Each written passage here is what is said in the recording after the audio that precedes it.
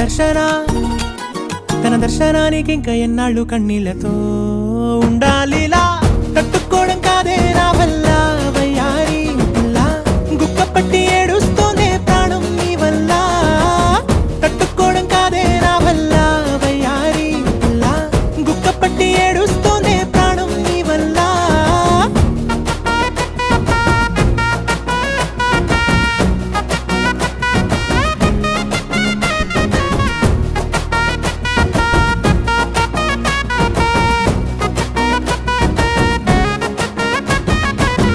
ఇష్టమైంది లాగేసుకుంటే